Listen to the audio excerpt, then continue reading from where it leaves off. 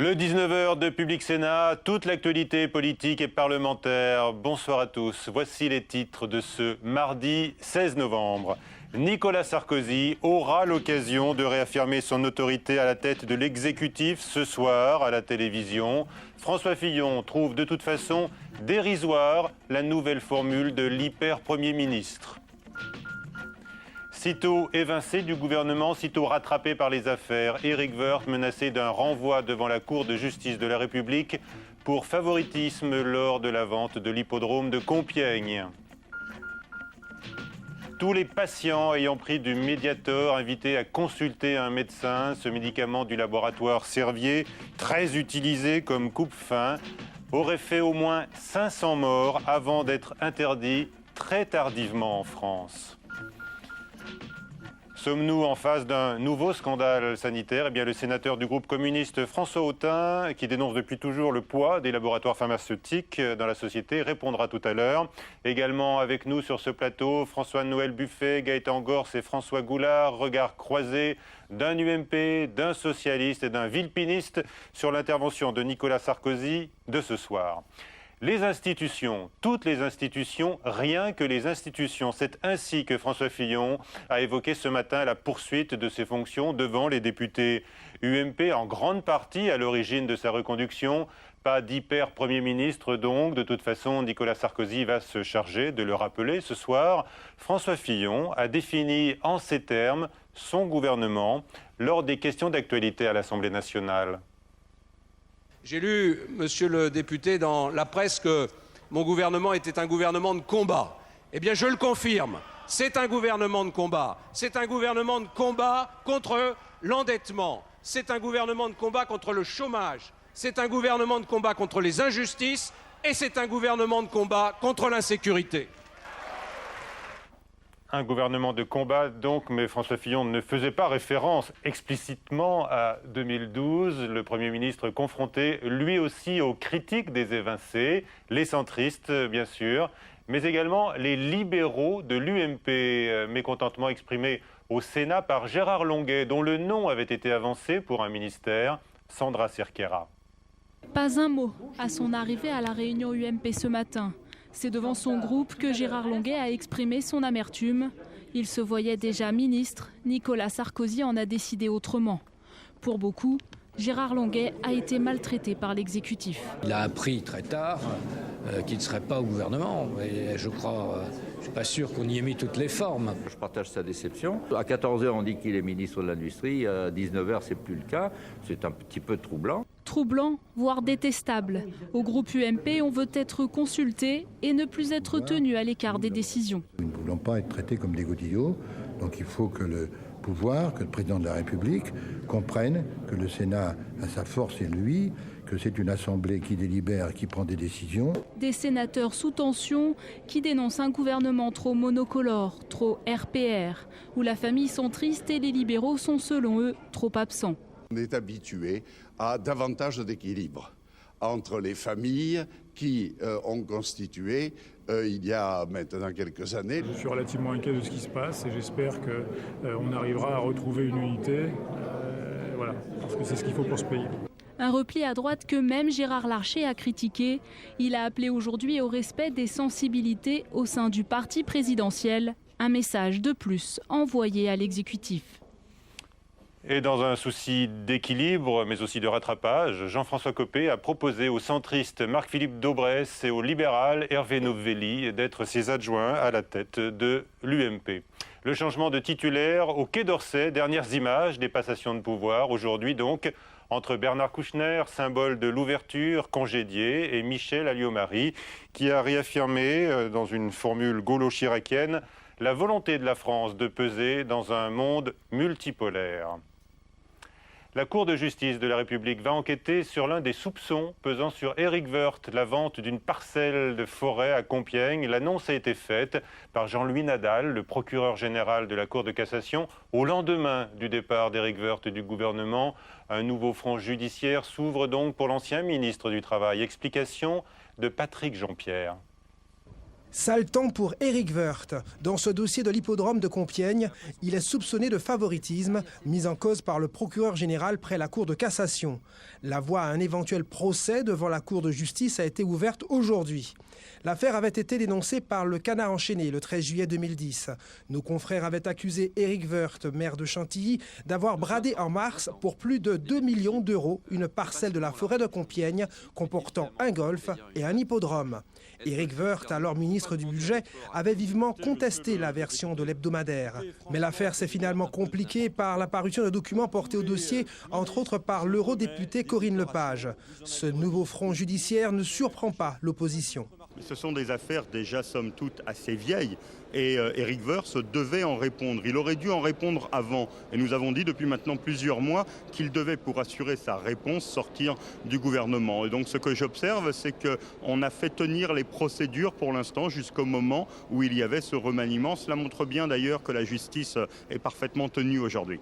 À droite, on se refuse à tout commentaire sur cette nouvelle affaire au lendemain de l'éviction d'Éric Woerth du gouvernement. Ancien médiateur de la République, Jean-Paul Delevoye a été élu aujourd'hui président du Conseil économique et social et environnemental, poste auquel il était seul candidat.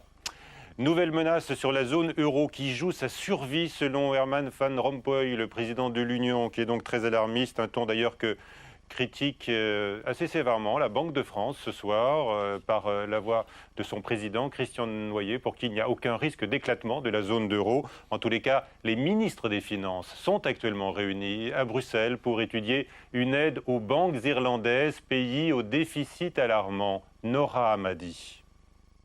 L'Europe, encore et toujours dans la crise. 6 mois après la Grèce, c'est au tour de l'Irlande de susciter des inquiétudes. Confronté à une grave crise de son secteur bancaire, Dublin ploie sous le poids de son déficit public, estimé à 32% de son PIB. À ce jour, les taux d'intérêt de sa dette souveraine ont atteint des niveaux sans précédent. Pour éviter une banqueroute, les 27, appuyés par la Banque centrale européenne, sont prêts à débloquer le fonds de sauvetage de la zone euro, un filet de sécurité qui se monte à 750 milliards d'euros. Mais pour l'instant, l'Irlande résiste et refuse d'être placée sous la tutelle de Bruxelles, une attitude largement critiquée. Alors on a fait preuve vis-à-vis d'eux de beaucoup de solidarité, on attend qu'ils fassent la même chose. L'Irlande peut compter sur le soutien européen, à elle de décider. Même le très flegmatique Herman Van Rompuy, président du Conseil européen, s'est montré alarmiste. Selon lui, cette crise menace la survie de la zone euro. Et si elle veut survivre, l'Europe devra, au-delà de l'Irlande, rassurer les marchés et éviter la contagion aux autres pays fragiles. La Grèce toujours, mais aussi l'Espagne et le Portugal. Les gourmets seront ravis, peut-être surpris également. Le repas gastronomique des Français a été inscrit au patrimoine de l'humanité par l'UNESCO. Une section spéciale recense les pratiques relevant du patrimoine culturel, immatériel, l'art du tapis en Azerbaïdjan, mais aussi celui de la dentelle au point d'Alençon. L'UNESCO retient donc le repas gastronomique français comme occasion de célébrer les moments les plus importants de la vie. La suite du 19h. Qu'y aura-t-il au menu de l'intervention de Nicolas Sarkozy à l'heure du dîner ?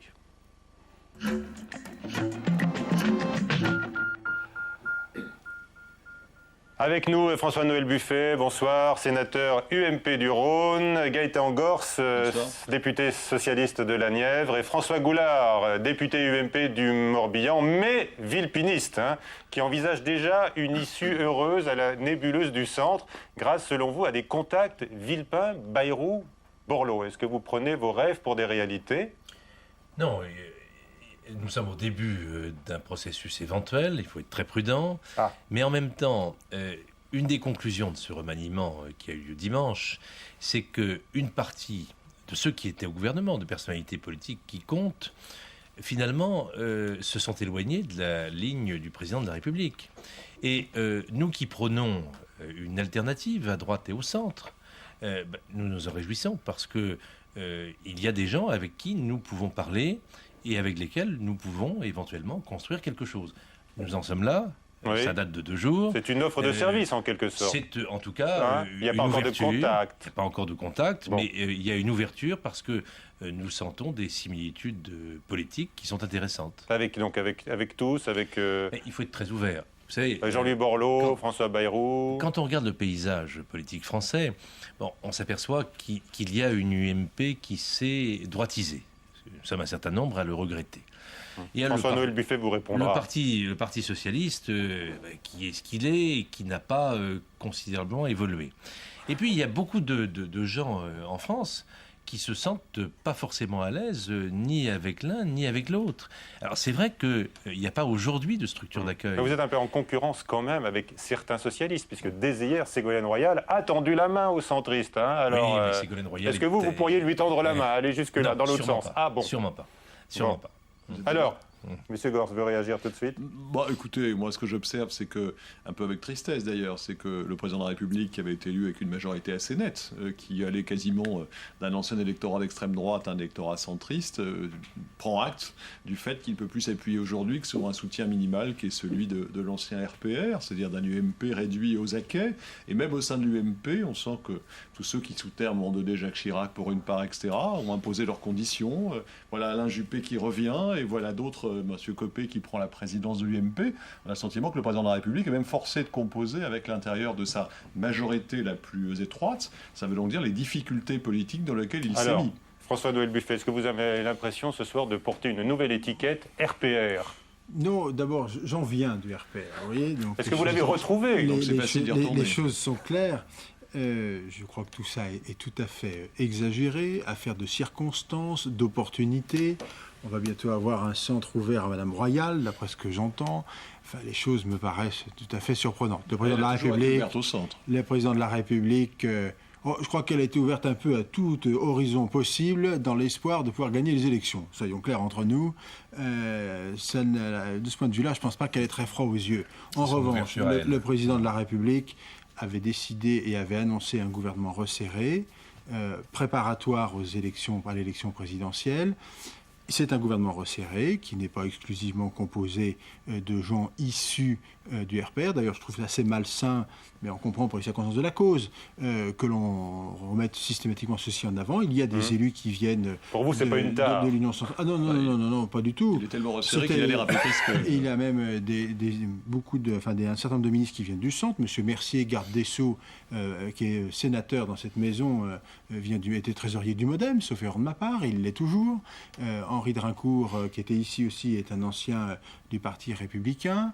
Il y en a d'autres, je pense en particulier à M. Leroy, qui est rentré au gouvernement. Donc voilà, jeter l'anathème général, c'est une chose. Je comprends que l'insatisfaction de certains, ou l'amertume, elle est légitime quand on est dans une situation comme celle-ci. Alors vous assumez ce gouvernement resserré, mais qui a peut-être été composé sous la contrainte, parce que Nicolas Sarkozy ne voulait pas notamment le départ de Jean-Louis Borloo. Absolument, mais ça c'est une constante. La proposition a été faite à Jean-Louis Borloo de rester et d'occuper un poste important. C'est lui qui l'a refusé. Et Jean-Philippe Daubresse a fait la même chose dans cette logique-là. D'accord, allez, les réactions. Moi je dirais... Pardon. Allez-y. D'abord, je ne dirais pas que c'est un gouvernement UMP. Mieux que moi du mal de la majorité. UMP-RPR, c'est un gouvernement qui est resserré autour de fidèles du président de la République qui sont, me semble-t-il, de moins en moins nombreux. Je note quand même un paradoxe. Vous dites que c'est un gouvernement resserré, les libéraux de l'UMP ont été évacués, Hervé Novelli, les centristes également, mais il y a quand même une villepiniste qui a fait son entrée. Vous pourriez vous réjouir au moins de cela, alors, si on vous suit dans votre logique, François Goulard. Vous ne m'avez pas laissé le temps de le dire. Mais donc, ce que je... Je n'ai pas eu le temps de le remarquer. Alors, que dites-vous? Est-ce que vous auriez accepté d'entrer au gouvernement, par exemple? Vous avez été ministre. La réponse est clairement non. Pour une raison évidente, c'est que j'ai un certain nombre de désaccords avec le président de la République et que pour moi, entrer dans un gouvernement, c'est adhérer à la politique qui est conduite. Mais ce qui me paraît maintenant très clair, c'est qu'on a une droitisation. Alors il y a des personnalités d'origine diverses, mais il y a une vraie droitisation de ce gouvernement. L'opération avait commencé pendant l'été. On se rappelle de tous ces épisodes sécuritaires qui ont choqué d'ailleurs des gens au sein même de la majorité. Et donc, moi, ce que j'ai constaté dans le remaniement, c'est que le remaniement annoncé depuis 6 mois, il s'est conclu à la va-vite le temps d'un dimanche, et on a vraiment l'impression que le président de la République, d'une certaine manière, a perdu la main et qu'il n'a pas exactement ce qu'il souhaitait, mais ce qu'il obtient, c'est un gouvernement qui est réduit aux acquets. Alors, vous avez utilisé la même expression, tous les deux. Mais quand même, une question, maintenant, pour aller peut-être sur les questions de fond, si vous voulez. Bien sûr, c'est ce que Est-ce que vous êtes au moins tous d'accord avec l'affirmation de François Fillon, aujourd'hui, que la priorité absolue, c'est la lutte contre les déficits et c'est la réduction de la dépense publique. C'est ce que j'allais vous dire, c'est-à-dire que le remaniement, après tout, peu importe. On peut porter un jugement, et on porte un jugement assez sévère, mais si on doit porter un jugement sévère, c'est pas par la composition simplement de ce gouvernement qui traduit le fait que le président de la République est en difficulté dans l'opinion. C'est d'abord parce qu'il maintient en place un Premier ministre et donc une politique qui n'a fait qu'aggraver les choses depuis 2007. C'est-à-dire que la situation du pays n'a fait que se dégrader. Et le Premier ministre nous l'a dit à l'Assemblée tout à l'heure, c'est la continuité. Alors, quand les Français écoutent cela, ils se disent « mais nous avons voté majoritairement pour l'opposition à différentes élections intermédiaires. On a manifesté notre mécontentement dans la rue sur les retraites. Des sondages donnaient des majorités écrasantes pour souhaiter une autre politique sociale. Et la réponse qu'on nous donne, c'est finalement la continuité. Et comme le disait François Hollande, la continuité réduite aux acquis, c'est-à-dire en plus avec un tout petit noyau pour soutenir la politique qui est conduite. Je pense que ça ne peut que provoquer le mécontentement, le malaise de nos concitoyens qui, eux, attendent des réponses concrètes. Alors, M. Buffet, sur ce point, est-ce que vous pensez qu'il peut y avoir un sursaut dans l'opinion où les sondages, on le sait, sont assez défavorables pour l'exécutif avec ce remaniement? On sait aussi que les affaires sont fluctuantes. Les choses sont claires là-dessus. Mais le discours qui vient d'être tenu, moi, je veux bien l'entendre si, à la limite, il n'y avait pas eu de crise. Enfin, c'est oublier que nous avons vécu une crise majeure qui a remis en question et remis en cause les enjeux qui étaient ceux qui avaient été fixés à l'occasion de l'élection de 2007 et qu'il a fallu s'adapter. Nul ne conteste, au moment où on aborde le budget de la France, que l'urgence pour ce pays, c'est de réduire son endettement et de retrouver une situation financière saine. Mais c'est la base de la gestion de notre pays. Si on ne le fait pas, on ne peut pas continuer de distribuer de l'argent et de continuer de distribuer de l'argent. Le chômage était déjà très élevé avant la crise. Les difficultés budgétaires et le solde budgétaire négatif étaient déjà très importants avant la crise. Alors c'est vrai que la crise l'a encore accentué, mais vous partiez déjà avec un passif, et ce qui explique que ce soit si difficile aujourd'hui. Et d'ailleurs, on est impatient de savoir quels arbitrages vous allez faire. Vous ne pouvez pas passer sous silence le fait que nous venons d'avoir 2 années de crise et que nous ne sommes pas encore sortis dans le propos que vous tenez, comprenez? Non, mais je n'oublie pas la crise, mais je n'oublie pas votre responsabilité non plus. François Goulard. Là-dessus, je crois qu'il y a des chiffres qui sont incontestables, ce sont ceux de la Cour des comptes. Parce qu'on peut dire c'est la crise, c'est pas la crise. La Cour des comptes établit ce qu'on appelle le déficit structurel de notre pays, c'est-à-dire qu'on gomme les effets de la crise en se référant à une croissance moyenne qui est de 1,8% pour la France. Et les chiffres de la Cour des comptes, je suis désolé de le dire, sont assez mauvais pour notre majorité, puisque entre 2006 et 2010, le déficit structurel a tout simplement doublé. Il est passé de 3 à 6% du PIB. Alors ça c'est pas la crise, parce que le déficit réel est de 7,7%. Et donc, moi, je souscris en effet à ce qu'a dit le Premier ministre. C'est la priorité absolue de réduire les déficits publics de la France. Là, je suis totalement d'accord, mais encore faut-il s'en donner les moyens. Et c'est vrai que ça n'est pas forcément dans une période préélectorale que ce sera le plus simple à faire.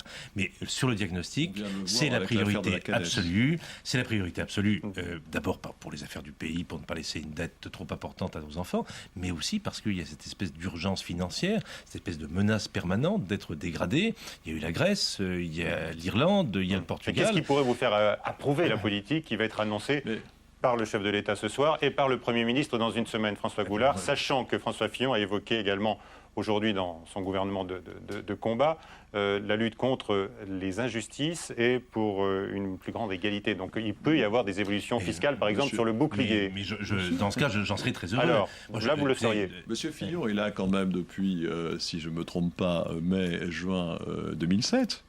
S'il découvre qu'il y a des injustices dans ce pays, et notamment que le bouclier fiscal peut en constituer une, comme l'a dit M. Barouin, il est bien temps. Mais il aura fallu que beaucoup de Français, avec l'opposition, s'y emploient pour le lui faire comprendre. Si M. Fillon se rend compte qu'il y a des déficits, et on les évoquait tout à l'heure, qui sont pour une part liés à la politique, il était quand même temps qu'il le fasse.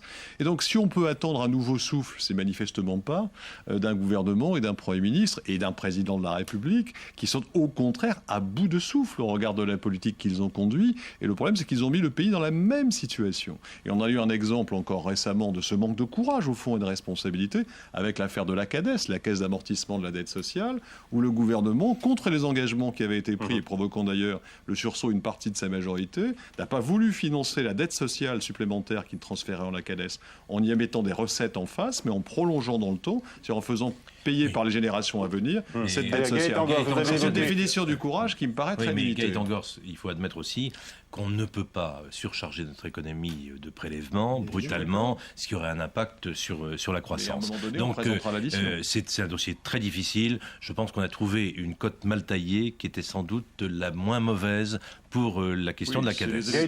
Si les électeurs de 2025 auront effectivement à en payer les conséquences. Vous avez évoqué la mauvaise image de l'exécutif dans l'opinion. Pourquoi est-ce que les ténors socialistes n'ont pas profité, d'après les sondages, du mouvement de contestation sociale sur les retraites? Le rôle des socialistes n'est pas d'essayer de profiter de telle ou telle situation et dans les sondages. Le rôle des socialistes aujourd'hui, c'est de se mettre en ordre de bataille rapidement avec un candidat ou une candidate, un projet politique qui incarne une alternative. Parce que travail à faire, avec ce que j'entends venant avec ce que j'entends de M. Goulard, de ce que fait le centre, de l'UMP, de ses états d'âme, la confusion est à son comble. Donc c'est à l'opposition, c'est à l'opposition d'apporter la clarification et je pense qu'elle y travaille d'autant plus activement qu'elle s'aperçoit que l'échéance de 2012 est une expérience que les Français souhaitent pouvoir gagner. François Goulard, qui sera le nouveau porte-parole de République Solidaire, le mouvement de Dominique de Villepin, depuis le départ donc, de Marianne Monchamp pour le gouvernement?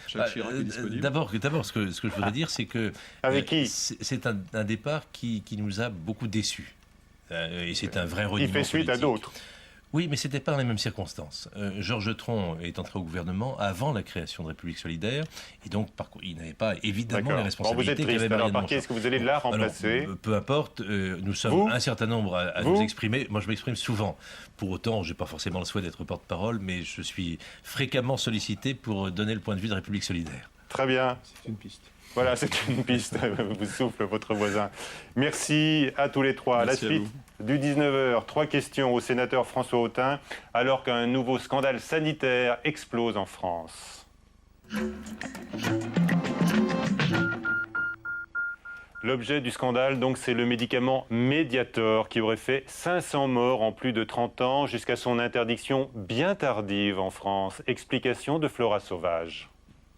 Il aurait fait entre 500 et 1000 morts en un peu plus de 30 ans, d'après une étude de la Caisse nationale d'assurance maladie.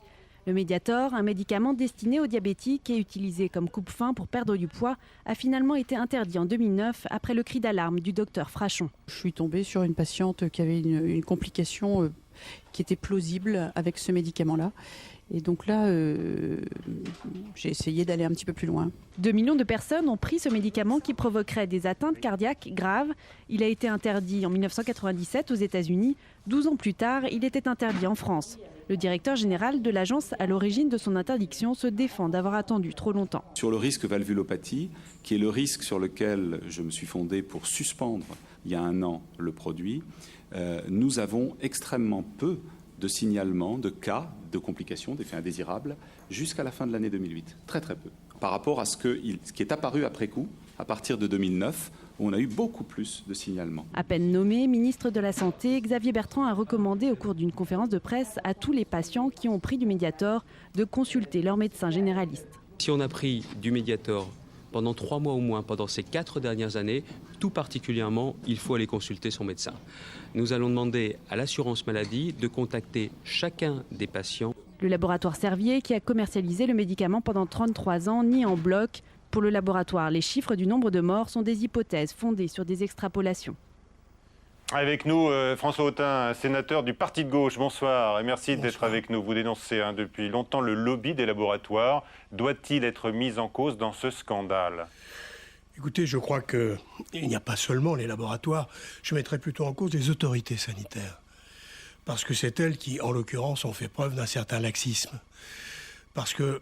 Parfois, il y a des connexions d'ailleurs entre les autorités sanitaires et les laboratoires. On le dit dans ce cas d'espèce. Oui, effectivement, on peut le dire, on peut en tout cas le suspecter. Vous savez qu'au sein de ces autorités sanitaires travaillent des experts.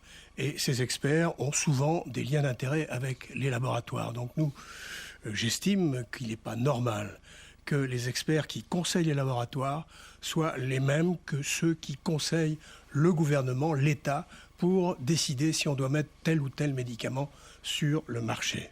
Et ça, c'est une explication du retard de l'interdiction en France de ce médicament, alors que d'autres pays européens avaient pris les dispositions à temps et que les États-Unis, eux, avaient interdit le Mediator 13 ans avant la France, 13 ans. C'est-à-dire qu'à ma connaissance, je ne suis pas sûr que le Mediator ait été mis sur le marché des États-Unis. Ils l'ont interdit, donc on peut supposer quand même que... je pense que vous parlez de l'isoméride. C'est un autre médicament. Voisin du même laboratoire. Voisin du même laboratoire. Hein. Et donc, effectivement, Coupez votre téléphone portable, oui. Non, effectivement, c'est l'isoméride qui a été vendu par le laboratoire, par le laboratoire Servier. Oui, allez-y. Et qui a donc été retiré du marché à la suite d'effets indésirables qui ont donc conduit la FDA à retirer donc, le médicament du marché. Tous les cas, et je pense que contrairement à ce que si le Mediator avait été vendu comme l'isoméride aux États-Unis, je pense qu'il aurait été retiré beaucoup plus précocement du marché français. 5 millions de patients ont pris le Mediator, 500 morts. Le laboratoire Servier relativise en évoquant un risque de 0,005%. Comment est-ce que vous répondez à ce calcul ? Sur ce plan-là, je pense que le laboratoire Servier, c'est normal, défend ses intérêts. J'aurais effectivement plus tendance à suivre les conclusions des autorités sanitaires de l'AFSAP. C'est de l'étude qui a été faite par l'assurance maladie et qui conclut à un nombre de morts de l'ordre de 500 depuis la mise sur le marché de ce médicament, mais je pense qu'on peut même aller plus loin. On peut aller jusqu'à 1000 morts, je pense. D'autant plus que... Mais vous vous fondez sur quoi pour je me fonde, c'est-à-dire que la première observation concernant ce médicament a été publiée en 1999. C'est-à-dire que avant, est-ce que c'est la conséquence d'une sous-notification ? En tout cas, on n'a jamais fait état d'effets indésirables. Or, je pense que ce médicament étant sur le marché depuis déjà un certain nombre d'années, il y avait forcément des effets indésirables qui s'étaient manifestés, mais qui n'ont pas été détectés et qui n'ont pas été imputés au médicament. Donc, je pense que 500, c'est un minimum et qu'il y a plus de chances qu'on aille vers 1000. Est-ce qu'il y a une malédiction française qui est souvent frappée par des scandales sanitaires ? On peut penser, bien sûr, à l'hormone de croissance, au Distilben. Oui, il y a. Je pense qu'il y a sans doute un manque de vigilance des autorités sanitaires qui explique sans doute cette multiplication des scandales. Bon, il y a depuis une trentaine d'années, il y a une centaine de médicaments qui ont été retirés du marché. Il y a un anticholestérol, le Vioxx, personne n'a oublié, et aujourd'hui donc le Mediator. Ce qu'on peut regretter, c'est que l'AFSAPS, puisque c'est l'autorité sanitaire qui est responsable de la mise sur le marché des médicaments, quand elle a arbitré entre l'intérêt des firmes pharmaceutiques et l'intérêt des patients, privilégie systématiquement l'intérêt des laboratoires. Alors Nora Berra est en charge des questions de santé désormais dans le gouvernement comme secrétaire d'État. Elle a travaillé pour des laboratoires pharmaceutiques pendant 10 ans. Est-ce que vous dénoncez là un conflit d'intérêts ? Je dénonce rien, je constate que les laboratoires sont très puissants, quoi. Ça, je le savais, et qu'effectivement, pour avoir réussi à... Ce ne sont pas eux qui l'ont nommé au gouvernement. Ah non, bien sûr que non. Vous dites qu'ils sont très puissants. Non. Vous savez, les laboratoires n'apparaissent pas, c'est évident, mais ils sont très efficaces, et je mets ça au titre de l'efficacité du lobbying des laboratoires. Très bien entendu. On a entendu votre message subliminal, François Autain. Merci. Merci à vous. En tous les cas, je le rappelle, Xavier Bertrand recommande à tous les patients de consulter un médecin, particulièrement ceux qui ont pris de ce médicament pendant quelques mois au cours des 4 dernières années. Ce Mediator a été interdit en novembre 2009. À 22h, Sonia Mabrouk pour une édition spéciale, autour bien sûr de l'intervention de Nicolas Sarkozy. Tout de suite sur LCP Assemblée nationale, l'enfer de Matignon, l'épisode 2. Bonsoir.